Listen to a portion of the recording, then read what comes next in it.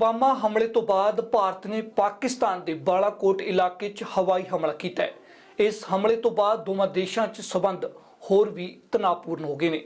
पाकिस्तान ने भारत को चेतावनी दी है कि वह जवाबी कार्रवाई जरूर करेगा। तो उधर देश के प्रधानमंत्री नरेंद्र मोदी ने दावा किया है कि देश सुरक्षित हत्थों में है।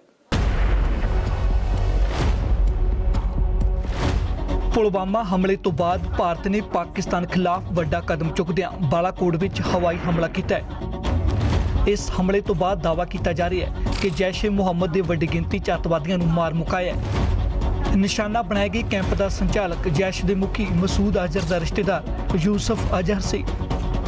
भारतीय विदेश सकत्तर विजय गोखले ने नवी दिल्ली च प्रेस कॉन्फ्रेंस च दावा किया कि भारतीय हवाई फौज ने जैश ए मुहम्मद के सब तो बड़े सिखलाई कैंप को निशाना बना के तबाह किया है।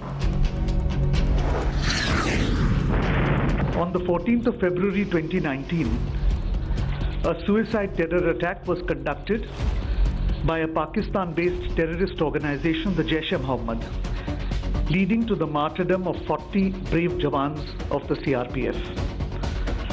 The Jaish-e-Mohammed has been active in Pakistan for the last 2 decades, and it is led by Masood Azhar with its headquarters in Bahawalpur. This organization, which is proscribed by the United Nations, has been responsible for a series of terrorist attacks, including on the Indian Parliament in December 2001 and the Pathankot Air Base in January 2016. Information regarding the location of training camps in Pakistan and in Pakistan-occupied Jammu and Kashmir has been provided to Pakistan from time to time. Pakistan, however, denies their existence. The existence of such massive training facilities capable of training hundreds of jihadis could not have functioned without the knowledge of the Pakistan authorities. India has been repeatedly urging Pakistan to take action against the Jaish-e-Mohammed to prevent jihadis from being trained and armed inside Pakistan. Pakistan has taken no concrete action to dismantle the infrastructure of terrorism on its soil. Credible intelligence was received that the Jaish-e-Mohammed was attempting other suicide terror attacks in various parts of the country, and the Fidaiyin jihadis were being trained for this purpose. In the face of imminent danger, a preemptive strike became absolutely necessary. In an intelligence-led operation in the early hours of today, India struck the biggest training camp of the Jaish-e-Mohammed in Balakot. In this operation, a very large number of Jaish-e-Mohammed terrorists, trainers, senior commanders, and groups of jihadis who were being trained for Fidaiyin action were eliminated. This facility at Balakot was headed by Maulana Yusuf Azhar, alias Ustad Ghori, the brother-in-law of Masood Azhar, chief of the JEM. The government of India is firmly and resolutely committed to taking all necessary measures to fight the menace of terrorism. Hence, this non-military preemptive action was specifically targeted at the Jaish-e-Mohammed camp. The selection of the target was also conditioned by our desire to avoid civilian casualties. The facility is located in thick forest on a hilltop, far away from any civilian presence. As the strike has taken place only a short while ago, we are awaiting further details. The government of Pakistan had made a solemn commitment in January 2004 not to allow its soil or territory under its control to be used for terrorism against India. We expect that Pakistan lives up to its public commitment and takes follow-up action to dismantle all JEM and other camps and hold the terrorists accountable for their actions. Thank you. इस हमले तो बाद पाकिस्तान के प्रधानमंत्री इमरान खान ने इस्लामाबाद में emergency meeting की। पाकिस्तान ने भारतीय हवाई फौज वालों LOC पार करने भारत की भड़काऊ कार्रवाई करार दिता। पाकिस्तान के विदेश मंत्री शाह महमूद कुरैशी ने कहा कि भारत की इस कार्रवाई का जवाब दिता जाएगा। इस तो पहला मंगलवार सवेरे फौज ने दावा किया कि भारतीय हवाई फौज ने LOC ਦੀ ਉਲੰਘਣਾ ਕੀਤੀ ਹੈ ਅਤੇ ਪਾਕਿਸਤਾਨ ਦੀ ਸਰਹੱਦ ਵਿੱਚ ਘੁਸਪੈਠ ਕਰਨ ਦੀ ਕੋਸ਼ਿਸ਼ ਕੀਤੀ। ਇਸ ਸੰਬੰਧੀ ਪਾਕਿਸਤਾਨ ਫੌਜ ਦੇ ਬੁਲਾਰੇ ਮੇਜਰ ਜਨਰਲ ਆਸਿਫ ਗਫੂਰ ਨੇ ਟਵੀਟ ਕੀਤਾ कि पाकिस्तान फौज ने भारत की घुसपैठ की कोशिश नूं नाकाम किया है। भारतीय हवाई फौज ने बालाकोट ते एयर स्ट्राइक किया है। कित्थे है बालाकोट? बालाकोट पाकिस्तान खैबर पख्तूनख्वा प्रांत के मनशेरा जिले च है। बालाकोट पाकिस्तान की राजधानी इस्लामाबाद तो करीब 160 किलोमीटर की दूरी ते है। कश्मीर में जो 2005 च भूचाल आया सी तां बालाकोट पूरी तरह बर्बाद हो गया सी। 2005 ਵਿੱਚ ਭੂਚਾਲ ਤੋਂ ਬਾਅਦ ਇਸ ਸ਼ਹਿਰ ਨੂੰ ਪਟੜੀ ਤੇ ਲੈ ਕੇ ਆਉਣ ਲਈ ਕਾਫੀ ਸਮਾਂ ਲੱਗਿਆ ਸੀ। ਬਾਲਾਕੋਟ ਨੂੰ ਮੁੜ ਤੋਂ ਪੈਰਾ ਸਿਰ ਕਰਨ ਲਈ ਸਾਊਦੀ ਅਰਬ ਨੇ ਕਾਫੀ ਮਦਦ ਕੀਤੀ ਸੀ। पाकिस्तान में स्थित आतंकवादी संगठन जैश ए मोहम्मद के बड़े आतंकी कैंप पर भारतीय वायुसेना द्वारा किए गए ऑपरेशन के बारे में अधिकृत जानकारी देने के लिए मैंने सर्वदलीय बैठक बुलाई थी।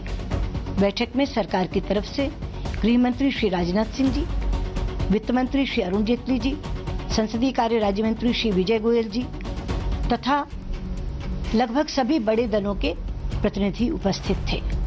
मुझे खुशी है कि सभी प्रतिनिधियों ने एक स्वर में पहले भारतीय वायुसेना को बधाई दी, फिर सरकार द्वारा किए गए किसी भी आतंक विरोधी कार्रवाई के लिए हमेशा समर्थन देने का आश्वासन दिलाया और पक्ष और विपक्ष का भेद किए बिना एकजुटता का प्रदर्शन किया। उधर बालाकोट के स्थानक लोगों ने अखी देखिया हाल सुनाया। हमले के प्रत्यक्षदर्शियों मुताबिक भारतीय हवाई फौज के हमले काफी खौफनाक सन।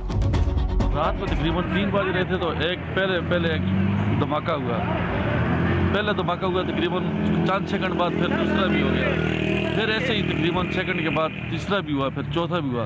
फिर पूरे गांव वाले जब खौफ और रास पैदा हो गया तो सब लोगों ने इधर उधर देखा तो कहीं आवाज़ें नहीं आ रही थी। उसके बाद पाकिस्तानी जहाज भी 3-4 मिनट के बाद आसमान पे आ गया और घूमता हुआ नजर आया।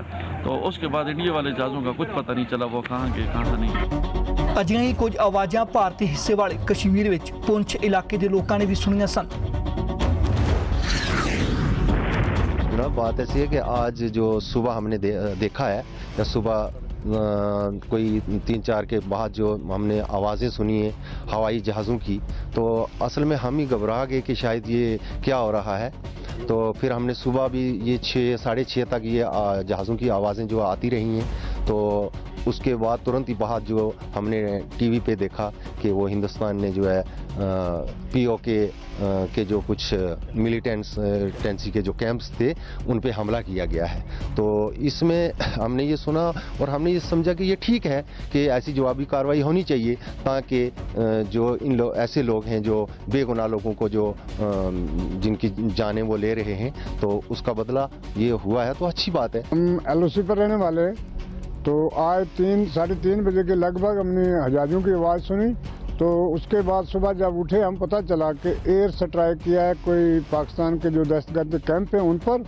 तो हम इसके हक में हैं कि अगर वो बार बार हमारे पर ये जुल्म और जुल्म सोचते हैं, ये बाहर के लोगों को गोले फेंकते हैं, गोलियां फेंकते हैं तो अंदर जवानों को आके ऐसा किया है तो हम इसके हक में अच्छा किया है। हमारी फौज बहादुर है, हम खुश हैं अपनी फौज पर, जो किया बहुत अच्छा किया। के लोग उस वक्त बाहर निकल आए, डर गए, खौफ सुबह का टाइम खौफ निकल गया तो जहाज़ों की आवाज़ सुनी। जहाज़ों की आवाज़ तो हमें सुबह 6-6:45 बजे तक भी आती रही है। तो इधर चलते रहे हमारे इस इलाके में, जहाज़ भी देखे, कुछ पीछे से मुझे फ़ोन किया लोगों ने। जब हमने सुना सुबह कि ये एयर स्ट्राइक हुआ तो हमने कहा बहुत अच्छा किया, होना चाहिए और ये इसके काबिल है।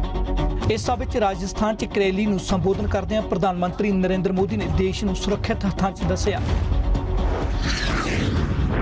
ये भावनाएं, आपका ये उत्साह, आपका ये जोश मैं भली भांति समझ रहा हूं।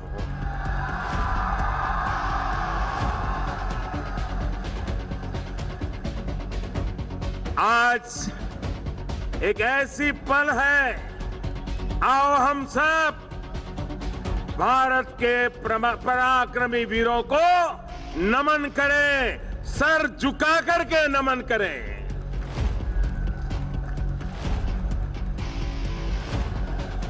आज चूरू की धरती से मैं देशवासियों को विश्वास दिलाता हूं क्योंकि देश सुरक्षित हाथों में है। सौगंध मुझे इस मिट्टी की,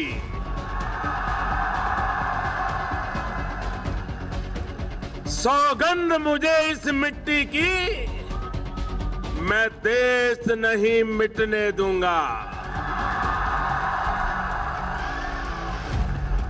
मैं देश नहीं रुकने दूंगा, मैं देश नहीं झुकने दूंगा।